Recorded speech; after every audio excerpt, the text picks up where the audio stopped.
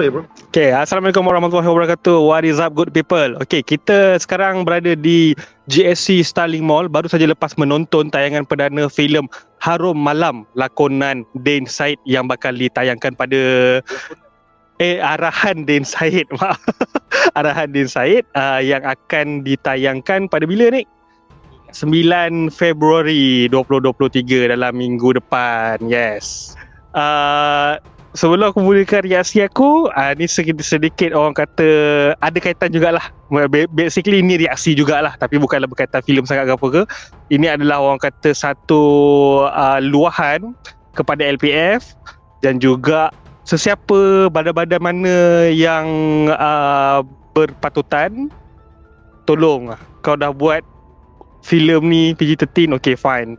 Lepas tu kalau kau dah ada classification, kau buat filem 18+, tolonglah jangan potong. Jujur aku cakap, filem Harum Malam ni seram, tapi cara LPF potong, mute, blur lebih menyeramkan.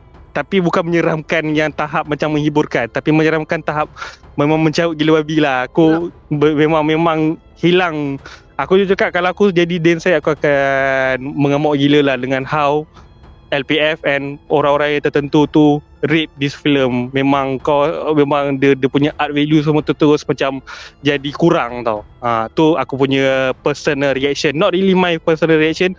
Semua siapa-siapa yang bila kita tengok sama macam ni, aku tanya orang lain apa semua tu, semua kata memang diorang tak enjoy cerita ni sebab banyak benda kena cut, kena mute, kena blur. So yeah, tu aku punya reaksi untuk secara general. Tapi reaksi aku untuk filem ni, jujur cakap, it's a beautiful film. Filem ni memang cantik daripada luaran. Dia punya kesan khas dia cantik. Dia punya production value dia tinggi. The creature is very cool. Tapi ada sedikit problem dari sudut flow penceritaan yang membuatkan kadang-kadang macam mengganggu sikit lah penontonan kita waktu tonton filem ni. Ada sedikit part yang draggy, ada sedikit part yang rasa macam membuat kita tanya-tanya. Ada banyak persoalan yang tak ada jawapannya. So daripada production value luaran, daripada segi luaran tu nampak dia dah level atas dah daripada filem-filem lokal seram yang lain. Tapi daripada segi flow cerita tu masih perlu diperbaiki lagi. Alright, production value untuk filem ni, dia punya shot so far semua memang cantik-cantik. Okay, aku sentuh ni bab technical. Production value daripada sudut technical ni maksudnya daripada segi luaran dia lah. So dia punya technical part dia memang cantik. Dia punya shot dia cantik, makeup cantik, the creature memang cantik. Dia jaga konti untuk all the makeups and then the props apa benda semua tu memang nice.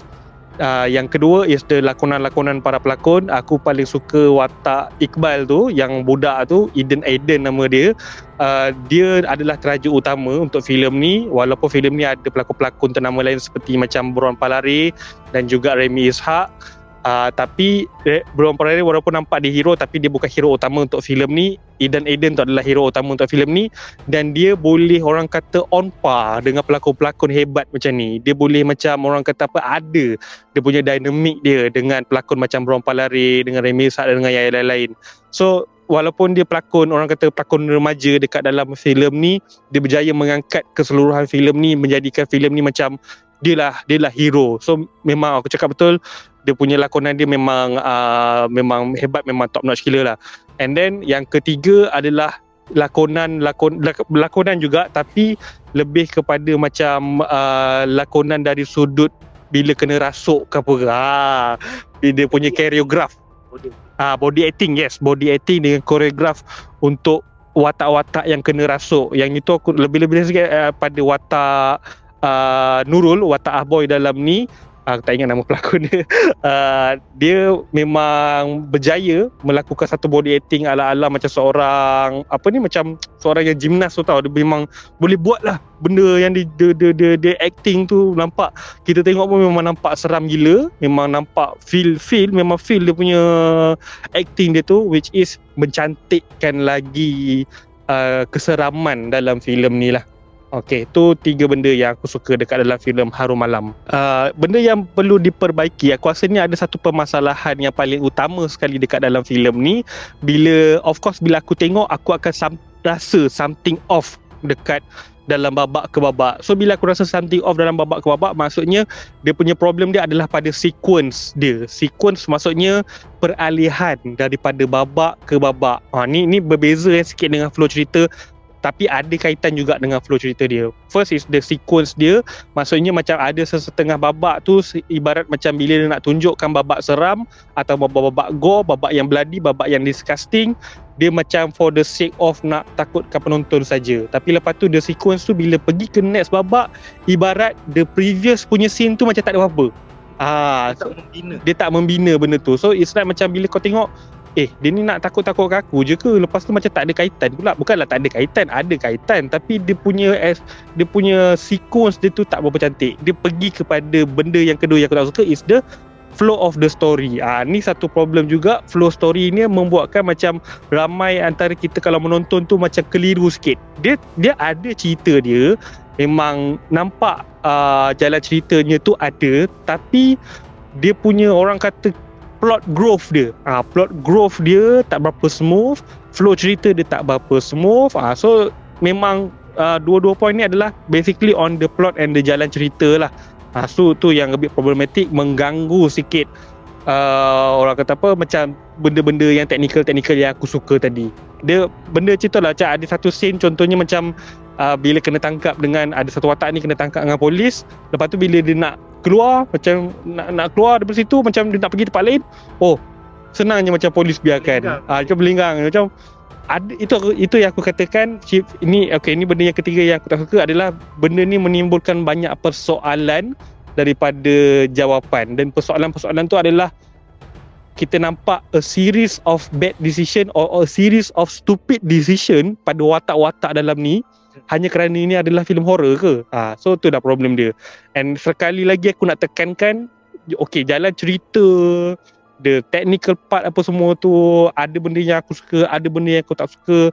Tapi jujur cakap, benda memang paling aku tak suka sekali, macam aku cakap awal-awal tadi, cara LPF potong ataupun butcher filem ni. Memang totally bad lah. Bila kau tengok ada scene dah cantik kan, berborak antara watak-watak, lepas tu tadi tiba-tiba mute sebab ada macam mencarut apa semua ni. Lepas tu bila kau nak tengok ada satu scene yang bloody disgusting, tapi mungkin scene tu macam tak appropriate, dia pergi blur kan scene tu, grey. Jadi grey. Jadi macam what for? Then kau bayar tiket, kalau kau pergi tengok cerita ni, kau pergi bayar tiket, kau start party kot. So paling teruk sekali yang paling teruk sekali tu, ada satu scene, aku tak nak bagi tu scene apa, tengah berjalan scene ni tiba-tiba dia gelap. Semata-mata sebab ialah dia nak cut, dia gelap, lepas tu keluar balik situ. Lepas tu gelap, dia keluar balik situ. Aku tak pasti siapa punya decision untuk classifykan filem ni PG-13, sebab mungkin filem ni jadi PG-13 itu sebabnya banyak cut, banyak mute dan juga banyak benda-benda di-grey kan, di-blur kan. Tapi kalau macam filem ini sepatutnya diklasifikasikan sebagai filem 18 tahun ke atas, tak sepatutnya ada cut, ada blur semua tu. So aku rasa macam pihak produksi ke apa ke sepatutnya macam fight untuk 18 plus, untuk orang kata apa, macam bagi filem ni lepas tanpa sebarang potongan. Tapi itulah, benda yang dia potong, benda yang dia blur, dia mute apa semua tu, bagi kita macam, bagi aku tak ada apa sangat pun sebenarnya. Ni cerita hantu, ni cerita seram, ni cerita memang kau nak tunjukkan jin setan apa semua kan. Jin setan memanglah mencarut kan. So peliknya kontrak boleh lepas, Malaysia boleh lepas, itulah filem Malaysia tak boleh lepas. That's the problem. Banyak cerita-cerita daripada luar boleh lepas pun semua. Even kadang-kadang kita boleh tengok lah, macam ada certain filem seram daripada lokal pun boleh lepas benda-benda macam tu, babak mencarut apa semua kan. Kenapa filem ni tak boleh lepas? So macam aku cakap, kalau aku pembikin filem ni, aku yang buat filem ni, aku akan marah gila-gila sebab filem ni kena bucet kau-kau. So it really sucks. Dah lah, dengan macam aku cakap tadi, dia punya perjalanan cerita dia a bit macam clammy sikit, macam a bit teruk sikit, dan diterukkan lagi dengan editing yang macam tu. So aku tak pastilah untuk korang, mungkin korang akan kena tengok dulu dan nilaikan dulu. Tapi jujur cakap, kalau nak keluarkan duit bila tengok filem yang banyak kena cut ni, baiklah aku tunggu streaming je kan. Rating aku untuk filem ni aku bagi 7/10 bintang. Alright, congratulations Din Syed. Memang so far production value memang kau memang baik punya. Emil Izzuan buat VFX untuk filem ni pun memang nice gila. Aku boleh puji. Benda yang aku boleh puji, aku memang akan puji. Benda-benda tu memang kita semua setuju, memang nampak cantik. Tapi sayangnya ada beberapa perkara yang sedikit macam mengganggu penontonan ni. Ada yang daripada side production, ada yang bukan daripada side production. So yeah, that's all lah. Okay. Yep, thanks to Scope Production, Aparat dan juga GSC, dia Starling Mall yang siapa-siapa yang terlibat, yang menjemput kita orang pergi ke tayangan perdana filem Harum Malam ni. Such a good experience. Jujur cakap, it's a good experience. Dan korang jangan lupa tonton filem ni pada bermula 9 Februari 2023. That's all. Review daripada aku. Jangan lupa tekan butang like, share dan subscribe untuk channel aku, Hadi Abdul Hamid. Okay, kita jumpa di next video. Majulah fandom untuk negara. See you guys. Assalamualaikum.